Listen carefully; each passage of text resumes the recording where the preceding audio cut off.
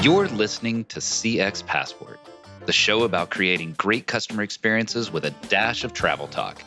Each episode, we'll talk with our guest about great CX, travel, and just like the best journeys, explore new directions we never anticipated. I'm your host, Rick Denton. I believe the best meals are served outside and require a passport. Let's get going.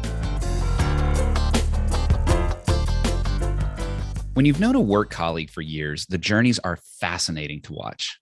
Somewhere in 2011, today's guest, John Bradley, and I came to know each other as I was growing my team at JCPenney and needed to reach externally for new talent. Well, you can imagine how much has changed since that day. I can assure you then that I didn't know I was going to start a company a decade later, and I suspect John wouldn't have predicted he'd be the Senior Director of Corporate Talent Acquisition at Albertsons Companies. But here's something I bet that both John and I could have predicted. He'd be a leader in the world of talent acquisition. I observed then, and I still see it today, how strongly John prioritizes candidate experience. Knowing how vital that is, not just to a company's overall external image, but how it immediately influences employee experience, which we know influences customer experience. Going back to that journey, just try to visualize what talent acquisition looked like back in 2011 and compare it to now. I'm eager to get into that discussion and talk all things candidate experience with John today. John, welcome to CX Passport. Well, thanks, Rick. It's a pleasure to be here, and thank you for the kind words. I'll try and live up to that intro for you. Well, the beauty is you don't have to live up to it. You have lived up to it. So these are statements of fact, not statements of hope and aspiration, but I know it'll be that way. John, thinking back to that journey that I mentioned, I bet the world's candidate experience, we didn't even use that term back then. Maybe we did, but it wasn't nearly as widely used as it is now. Now, folks like you had a heart for the concept, even the label wasn't there. But so let me just start off by asking you, what is candidate experience? You know, I've tried to tell people candidate experience is how what we provide to our candidates makes them feel. That could be interactions, and more importantly, it could be lack of interactions. Yeah. It could be humans and how our humans are treating candidates. It could be our software. Or our systems, our application, a rejection email, right? So yeah. I think it's all those touch points throughout the entire candidate experience, from the minute they have interest in you and they let you know they have interest, or they even start exploring you, all the way to onboarding. Those interactions or lack of interactions, how does it make them feel? And I think that's what candidate experience is. Take what we did. If we did just a find and replace on that answer right there, so much of that is exactly what people describe customer experience. And I love even the fact that you're talking about how it's before the candidate has even expressed an interest, similar to a customer, before they even know that they're going to transact with a brand. And that visualization of the overall candidate experience is so valuable. I also like, and I want to get into it a little bit later, but talking about that the candidate experience is not just the humans, it's the digital, it's the copy, it's everything that goes into that. But let's stick in this vein of just kind of the landscape of candidate experience. So we talked about this journey, 2011, and there's been so many changes over the last decade. There's been so many changes over even a shorter time frame. But talk me through what you've seen some of the greatest changes to candidate experience over that time frame have been. Well, I think it's just the creation of candidate experience, right? Yeah. I mean, you're right. Going back in the journey, I first started recruiting in 2004 for JCPenney, and we of course thought about candidate experience back then, but really only because it was the right thing to do, right? Yeah. We knew we wanted to treat candidates well in order for them to have interest in us and come to us and apply with us and hopefully hire on with us. But it's not like anybody was saying those words. Yeah. No one was saying candidate experience, and there wasn't a lot of focus around it. I think about the very first applicant tracking system that I used way back when, and yes, we did have them back then. By the way, I know I'm dating myself here, but we did have applicant tracking systems, and we didn't focus in on what the application process was, or auto-generated emails, or a little funnel to the candidate, a visual funnel to show them where they were in the process. We didn't focus on any of those things, and that's the evolution over the years. It's how can we keep our candidates feeling good about us, constantly informed, and let them know where they are in the process. And we've started using those words, candidate experience. And I've done obviously several applicant tracking systems implementations over the years. And what's interesting is the past, 5, 6 years, each time I've done them, the candidate experience that ATS provides has become a true focus point in deciding what ATS we're going to have, right? It's a good. measurement. Yeah. How is it going to make our candidates feel? That's a big part of deciding what ATS you're going to go with now. I like that that's becoming, and I'm just hearing all these mirror images. Any listener that is focused in CX will hear these same kind of mirror images, that you're saying so much of the same things that we say in the pure customer experience space that we talk about in the candidate experience. Thinking about that, kind of the multiple lenses of candidate experience, you and I are here scratching the surface of brand, company, and the candidate. But another part of that candidate experience, there's another key partner in this, and that's the hiring manager. Tell me why a focus on the hiring manager is so important. Or is it? Let me ask that question first. Is it important? Assuming the answer is yes, tell me why. Yeah, I would agree. Very, very important. And I think it's because, in recruiting, we have two customers. And candidate experience equals customer experience. It's certainly true for us here in recruiting, and those hiring managers are very much a part of our customer base as well, just like that candidate is. So we want to make sure those hiring managers stay informed. I always tell the recruiters, even if you have a bad update offer it. Yeah. Right? You got to let them know what's going on. And what I've learned over the years is that people fill in their own blanks. Yes. So when the hiring manager doesn't hear from you, that equates to you're not doing anything for him, right? Mm-hmm. Or her. So let's make sure we keep them informed. But also, when the hiring manager is informed and knows what's going on, they become more engaged in that search. And those touch points that I talked about earlier with the candidate, the hiring manager has maybe not an equal amount of touch points as a recruiter, but a lot, right? And we want those touch points to be fantastic, to be great, whether it's recruiting or the hiring manager. So I think if you keep them more informed, they are much more engaged and therefore offer a lot more candidate experience and heightened candidate experience as well. You said a very important theme, and I'm even thinking about it. So we're recording this, folks, just 1st of November.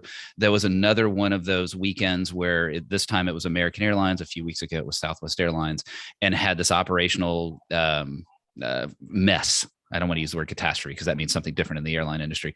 And one of the things that I saw in the American case, same thing I saw in the Southwest case, is they didn't get ahead of the communication in that regard. And so guess what happened? In that silence, people have filled in the gaps. You said the same thing. So in the airline, now it's related to this protest or it's related to that thing, when it may have simply nothing to do other than an understaffing issue. But people fill in gaps. All right, that was a long preamble to ask you, why is communication so hard? I've been the candidate before. I've been the hiring manager before. And those gaps, you absolutely are right. I fill in so much of a story that simply doesn't exist. Why is communication such a challenge in the recruiting space? Because there's humans involved in that recruiting, right? So I think a couple things happen. One, and I've certainly seen this, with the companies that I've worked in, because many of them are sizable, right? I've worked in, Fortune 50, Fortune 500 companies. I've worked in startups as well. But when you start getting into that size and that volume, it is difficult because you've got thousands of candidates that you're now trying to keep informed, right? So I think that's one thing. But I think another thing that happens is because we're humans, we don't like to deliver bad news, especially in recruiting. In recruiting, if you think about the recruiters that they're positive, optimistic people trying to find other folks jobs, right? Yeah. We love to, get that tap on the shoulder and say, or hear, great job with this candidate, great job providing this talent. We just love that as recruiters. And therefore, to deliver the message sometimes of, we're not moving forward with you, we haven't selected you, it's just not in our nature to be good at that. And I think those two things, sometimes that volume and then also the piece of the job that we don't like to do very much as recruiters, as we are humans, I think that those are the two things that makes it tough sometimes for communication. I would tell you right now, being a part of the Albertsons team, we're talking about hundreds of thousands of jobs that we have here. Therefore, hundreds of thousands of applicants. There are candidates right now that have reached out to me, recently, that I'm still trying to get back to, and it's important that I do. I want to do that. Yeah. But it's a challenge sometimes to get back and to all those candidates and stay on top of it all. But that's my commitment. I will do it. It may take me a little time, right? John, there's something beautiful about that, right? I think a lot of folks, as I asked that question, we're expecting the volume answer. Look, if there's 100,000 candidates and I'm one human, even if I responded once a minute, do the math, right? It doesn't seem to work out. So the volume perspective, but I like how you brought the humanity element into it as well. And I think sometimes even I've been guilty as a candidate. Now I'm out on my own now, but as a candidate, when I was looking for those positions, I may not have thought of the recruiter as that human that is buried by that volume. And I like that you're bringing that humanity to bear here. So we talked about communication. And I'm thinking about this evolution of candidate experience that we're talking about. And I know that you don't want to stop here. You don't think that 2021 is the nirvana. So what are some of the pain points you're trying to solve in candidate experience? Well, I think we just talked about the number one thing is communication, right? Like, right. how do we better communicate to our applicants? But if you think about our space, it's getting hyper competitive. A lot of other companies are looking for that competitive edge on talent because the recruiting landscape, especially in the last year, right, has gotten extremely tight. It's very interesting with COVID. I've been recruiting since 2004, as I mentioned, and in our COVID beginning, right, in 2019, probably the loosest market I've ever seen, right? There were candidates wherever we wanted to look at them because of all the transition that people were going through. And then fast forward to 2021, then, we just have no applicants or fewer, not nearly enough applicants, I'll say, right? So it's just very, very interesting that, you see these companies doing a lot of different things in order to get their candidate flow up. They're using technology. They're using higher compensation. They are using flex scheduling. Anything that they can do to put themselves at a competitive advantage, they're trying to do that. And that's what we're trying to do as well. We're looking at the ways in which we can have our competitive advantage. One of the things that happens here at Albertsons that I've noted is we're very, very good at recruiting one-to-one because we have a great story. If I sit down with you, Rick, and maybe we'll get this opportunity sometime for me to tell you about all the great opportunities here at Albertsons. I think I've got a lot of ammunition, to use and throw at you. But what we need to be better at is recruiting one-to-many. We need to get the story of Albertsons out there because we're not just a grocer, right? We're going through a digital transformation. We are a technology hub. We have great leaders. We're performing extremely well. And to get that story out there on a very broad basis, I think is our number one challenge. So, we talked at the top about that candidate experience being well before they, make that first click. And we got to be better pre-click. We got to tell these guys, the story of Albertsons so that we can get them super interested in our organization, just interested to hear more. Because once they hear more, I'm telling you, we're going to get them. That is, the one-to-one. You're right. I'm sitting here inspired, right? And I'm not looking for a W-2 position, but maybe as we click stop on the record, you're going to say, "Hey, Rick, talk to me about the CX thing." So, but it is a great story that you do have there, the one-to-many part of it. There's something you said in there though that intrigued me, and it was, do we need better flexible schedules? Do we need higher pay? I talk a lot about voice of the customer. Well, you've got voice of the candidate. How well have you seen companies, it doesn't have to be Albertsons, it can be in general, how well do you see companies leverage the talent acquisition team for taking that voice of the candidate experience and then providing that insight back to the business on these are the things that need to change to be able to attract the best talent? How does that work, Lou? That VOC in the sense of voice of the candidate work through talent acquisition? Yeah, I've seen it done well. I've seen it done poorly. I think in order to do that well, though, the talent acquisition team needs to wrap that information up really well, right? Yeah. So I think when the recruiters go and knock on the hiring manager's door or they'll knock on senior leader's door and just say, "We need more money." That usually doesn't end well, right? Rarely does that conversation in any aspect of business end well. It does not, yeah. As my CHRO says, I've seen that movie. It doesn't end well. So, I think the talent acquisition departments that do a good job of just really, putting that data together and telling a data infused story to hiring managers and senior leaders, then I think you can have some influence, right? But Yeah. I think you need to ensure that you're putting your senior leaders into a position where they're making data-driven decisions. And if you can wrap up that voice of the candidate inside that data-rich story, then I've seen those companies pivot really, really well. And fortunately, here at Albertsons, our senior most leaders are typically even asking recruiting, "Hey, what do we need to do for you?" Right? And that's when the magic really happens. When I'm not having to, go through all the data, put together an ROI story, and take it upstairs. When I've got senior leaders telling me, "John, we need to go fast. What do you need from us?" That's when the magic happens. And fortunately, I'm blessed to be in a company that is the latter. That's awesome. Oh, that's good. And I don't know that voice of the candidate has been said before. So now you and I may have just coined a term. So let's go with that brand. T-shirts $9.99 on sale, right? Voice of the candidate. Can I get an end cap though? Of course, absolutely. All right, we'll get you an end cap right by the third register. Perfect. That's brilliant. So let's pivot here. I love me some travel talk, and I know you've had some very intriguing travel experiences. So I'm curious, how have those travel experiences influenced the way you approach talent acquisition?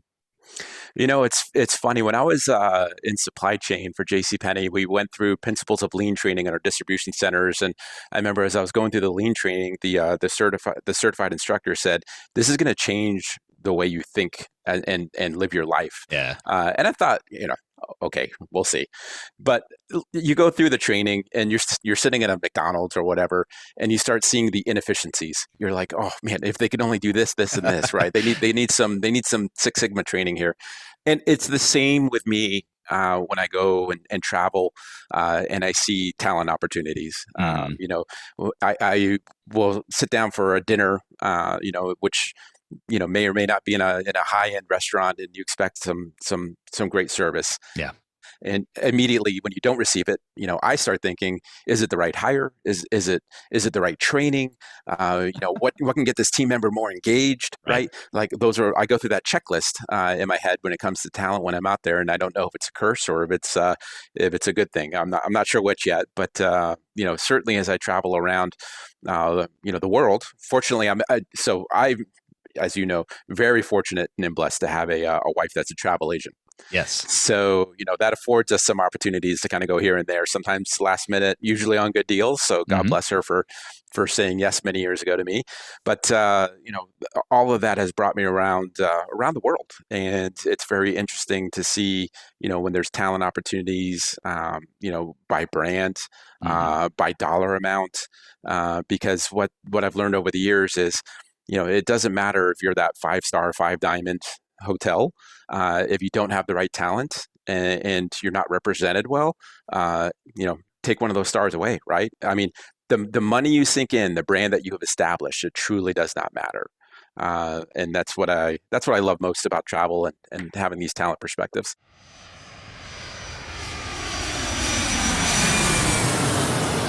John, I know you've had the chance to travel the globe. Some of that, those last minute FAMs are absolutely delightful, but sometimes those last minute FAMs can actually be quite challenging on the travel. The logistics can be a little hard, but hey, you get to see some great places. But it is nice to take a little break.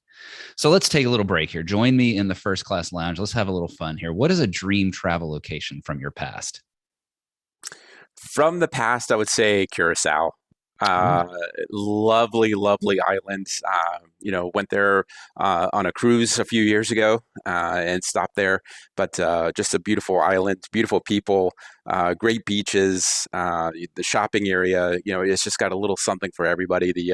I was there with my wife and my 2 kids at that time. We're probably I'll say 15 and 13. And when you can provide a great experience to a 13-year-old, a 15-year-old, and then I'll say 30-somethings to be nice, then you're a great destination, right? When you get 4 yes votes across a distributed age like that, you're a pretty good destination. So anyone listening, I would say if you have not been to Curacao, get to Curacao. I like that. I need to find a way to, brought to you by the Travel Board of Curacao, but it's a place I haven't been. All I know of it is sort of an ingredient in cocktails. So I do need to get there sometime. What is that? So a place that you need to get to, what is a dream travel location that you've not been to yet? I'm a cruising guy, right? Okay. Like we had our first cruise in 2010, and I think we were on number 13 or 14 now at this point. So I got a Oh my late gosh. start, but we've packed it in since 2010. Yeah. But they've all been pretty much Caribbean. So the dream one for me would be a Mediterranean cruise. Oh, It's yeah. going to combine cruising, which I love, and the variety that a cruise brings. But it's going to put it into an environment that I just have envisioned as beautiful. So I would love to get to a Mediterranean cruise at some point. Boy, that would be nice. One of the things that I like about the Mediterranean as a concept, I've never done a cruise there, but just think of the Mediterranean, this small, relatively small body of water, and the diversity of experiences that exist around there. If you think of everything from, well, you've got your Lebanon, you've got your Israel, then you've got your Spain, your Italy, Morocco, Libya. It's amazing what can be all there. And I think, too, the food diversity that would be in the Mediterranean. I love eating in the Mediterranean, all that food. So, in that vein, what is a favorite thing for you to eat? I'm.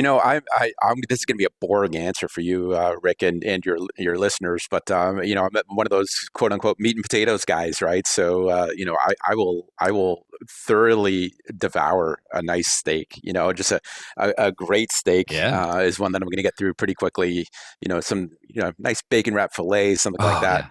yeah. But I will tell you that from an eating experience, when you do something like a chef's table Oh, on a yeah. Yeah. cruise, Yeah. uh, for a couple reasons. One, it's usually small and select, right? You're Yeah. usually not there with 100 people. You're Hmm. usually there with, let's say, 10. But it's, getting back to what we're talking about today, that candidate experience or customer experience, Hmm. for your listeners, it's not topped, when you go through a chef's table, right? Yeah. And that I'm sure many of the people listening would agree. When you're getting great experience in a great environment, that food just tastes better. Oh, yeah. Yeah. It just Yeah. does. Yeah. So you do something like a chef's table. Hmm. Doesn't really matter what's in front of you. That experience is just wrapping it up to a point where you're like, oh man, this is fantastic. This is the best thing ever. I do love those chef tables. There was a place in Dallas down in Deep Ellum. Listeners, John and I both are here in the North Texas area. So the steak answer is not a surprise to anyone, knowing that there's a Texan on the other end of the line here. But a place called Green Room down in Deep Ellum that did a feed me, is what they called it. And it was, you just sat down there and the chef just delivered what was on their mind that day. And the experience that you get with that, where you kick back and you just feel like royalty because you don't even have to think. Just here is a delightful meal. Now, I'm going to ask you the other side of it. What is a thing that your parents forced you to eat, but you hated as a kid? Yeah. So Texan now, but grew up a Mainer. Oh, Grew so up. where's the lobster in that answer? Come on. Yeah, that's sad. I know. I'm not. I'm actually not a lobster eater, even though I come from Maine. But My gosh. you've made the first assumption that everybody makes. Oh, of course. When I grew up in Maine, I was in northern Maine. I was a good 5 hours from the coast, and there was not a lot Yeah. of lobster around me. But what was all around me, that my parents forced me to eat, that I hated, was anything that they procured themselves. Right. So, deer meat, moose meat, uh, things like that they had hunted or my family had hunted. Just was not a fan. And mom knew it, and mom was smart enough to sneak in that deer meat, mix it in with ground meat. yeah, She did a good job of hiding it from me because she knew, if I knew, no matter if I liked it or not, I was going to be vocal about it, yeah. right? So That's those are the funny. things growing up. That moose meat and deer meat, I can't do it. So, John, what I'm hearing there is you liked things that came from the grocery store. So, even as a kid, it tells me that you belonged at Albertsons. There was something that was going to take you to the Albertsons universe all the way back then. Very nice tie-in, sir. Very, very good job there. I pulled that out of my fanny. So, thinking of travel. And so, what is one travel item you will not leave home without? Okay, this is kind of sad, and I'm now I'm going to be embarrassed with your audience here. But many years, first off, I've always bought the other thing, right?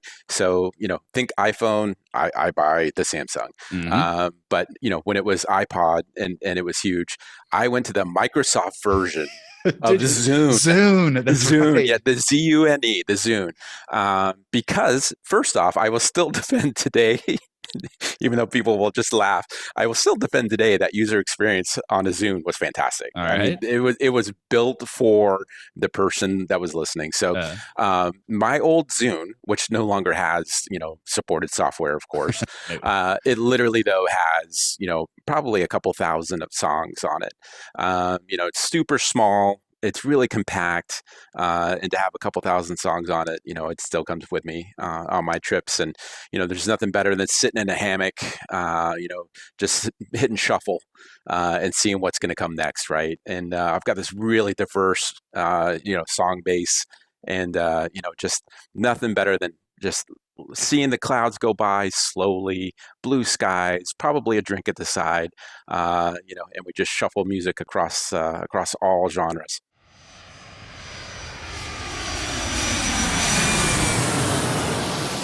John, I feel very relaxed coming out of the first class lounge now. That feels very delightful. I did not expect the Microsoft Zune to make an appearance. So congratulations. I'm shocked by every guest in unique ways, and you have shocked me in many ways already. Kind of thinking about shock, I want to go a little bit, kind of the negative side of things here. So there's an area of contention in the talent acquisition space, automation. We talked about ATS earlier. You've talked about all the improvements. There's a tension there between automation and humanity. You can read it from candidate experiences, and people talk about it. We think about it too with one-sided video interviews. And I know that that's not your spirit. That's not what you're striving for. But as you mentioned, the thousands, the volumes, right? It requires something. So are you resolving that tension between the spirit, the humanity, the automation in the spirit of candidate experience? Yeah, I think we're trying to all find that equilibrium. I know here at Albertsons, that's what we're trying to do as well. We actually, our talent acquisition leaders are coming together very soon for a candidate experience meeting that we're going to have. We're going to map out the ideal candidate journey. And one of the things that I've already laid out as one of my stake points in that meeting will be to infuse AI and automation. Yeah. But it feels like contact. Right. Yes. Mm-hmm. And I think that's super important. I think when you look at the candidates, they want the human interaction. They want it to be fast, but they want the human interaction. If you look at what the companies are trying to do, for the most part, I'm being stereotypical here and brushstroking, but the candidate or the companies are all trying to go AI and automate everything and go super fast. Yeah. Neither of those are ideal, and I don't think either of those are actually scalable or achievable either. So we're trying to find that equilibrium of how can we bring in automation and AI to go faster, to get our candidates the communication that they deserve, but make sure it feels like contact. I don't want the template form letter, going out to thousands and thousands and thousands of candidates. We've got to make sure it feels like contact, and that's the struggle, right? How do we bring it in? Don't bring in too much. How do we infuse it in the right places at the right time, and how do we make sure it feels like touch and feels like that there's human interaction there when maybe there's not. Yeah, John, I like that. I even like the fact that you're describing this exercise that your company is about to go through. That you're about to go through a candidate experience journey mapping, and what does that look like, and how does that land well with the candidate? I just took a quick cheat over here and looked at the time. My gosh, we're out of time, John. I've got about 1,000 other questions that I want to ask you. We'll have to bring you back on another episode, but I do want to ask this of you. So how can, if people want to talk to you about candidate experience, or even if they want to explore opportunities at Albertsons, and I'll get this into the show notes, but tell us how folks can reach out to you or learn more about Albertsons. Well, it's like any other recruiter out there. Obviously, I'm on LinkedIn, and easy to reach that way. But feel free to just let me know if you want to talk about candidate experience. If you want to talk about Albertsons and the opportunities that we have, of course, I'm here for you. And you can always easily reach me. Simple name and company combo on my email, john.bradley@albertsons.com. Would love to talk to anybody about what we have to offer or how I can help you with that candidate experience. That's awesome, John. And that willingness to be open and out there with the direct contact, that shows me that level of humanity there. John, it's been great talking with you today. Again, you surprised me in many ways. I love talking about humanity and the technology of it and the evolution of things. Again, who would have thought a decade ago when we were sitting there at JCPenney that we'd be having this conversation today, but I'm so delighted that we are having it. Thank you for being a guest on CX Passport today, John. I really enjoyed it. Thanks, Rick. Pleasure to be here with you. Thanks for joining us this week on CX Passport. Make sure to visit our website, cxpassport.com, where you can hit subscribe so you'll never miss a show. While you're at it, you can check out the rest of the EX4CX website. If you're looking to get real about customer experience, EX4CX is available to help you increase revenue by starting to listen to your customers and create great experiences for every customer every time. Thanks for listening to CX Passport, and be sure to tune in for our next episode. Until next time, I'm Rick Denton, and I believe the best meals are served outside and require a passport.